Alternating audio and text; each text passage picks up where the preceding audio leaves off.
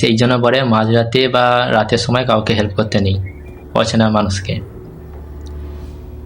বা হেল্প করো যদি তাহলে দেখে শুনে হেল্প করো।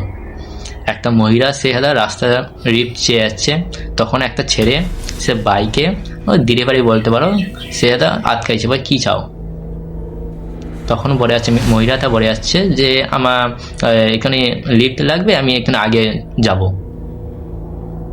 তখন সে বললো ঠিক আছে তাহলে পেছনে বসো। ছেলেটা বাইকে পেছনে বস করাইছে। তার 5-10 মিনিট সে গাড়িটা চালিয়ে যাচ্ছে, তখন তার পাশে যত গাড়ি বা বাইক যত যাচ্ছে সবাই তার দিকে তাকিয়ে আছে।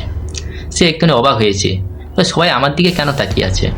তখন তাকে কি বলার জন্য চেষ্টা করেছে, কিন্তু তাদের আওয়াজ তার কানে পৌঁছাচ্ছে না। তখন একটা লরি বলতে পারো বা একটা গাড়ি বলতে পারো, সে সোজা সামনে গেছে, গিয়ে তার বাইকটা আটকানোর চেষ্টা করলো। একটা লোহার রড নিয়ে সোজা তার সামনে গেল এবং তাকে ছুঁইল।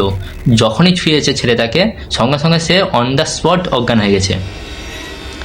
তা কিছুক্ষণ পরে ছেলেটার চোখটা খুললো, দেখলো সে হসপিটালে আছে, আর তার পিঠ অত্যন্ত যন্ত্রণা ব্যথা করে যাচ্ছে। সে যখন পেছনে ঘুরে দেখে তার পুরো পিঠটা পুরো ব্যান্ডেজ করা আছে। সে তখন যে তাকে নিয়ে এসেছে, যে ওই রথটা নিয়ে তাকে ছুঁইছে, তাকে জিজ্ঞাসা করে যাচ্ছে যে আমার কি হয়েছে। তখন তাকে বলে যাচ্ছে তো পেছনে কে ছিল জানিস। তো পেছনে যে মহিলাটা ছিল সে লিটারেলি তো পিঠটা পুরো তো চিবিয়ে চিবিয়ে খাচ্ছিল, আর তো কোনো জ্ঞানগম্য নেই, তুই পুরো বয়স হয়ে গেছিলিস। যতজন তোকে দেখছিল সবাই ওইটা বলার চেষ্টা করছিল, কিন্তু তুই বসেছিলিস, তাই তুই আমাদের কথাটা শুনতে পাচ্ছিলিস না। তাই আমি যখনই তোর গাটা ছুঁয়েছি তখন তো কেটে গেছে, সঙ্গে সঙ্গে তুই অজ্ঞান হয়ে গেছিস।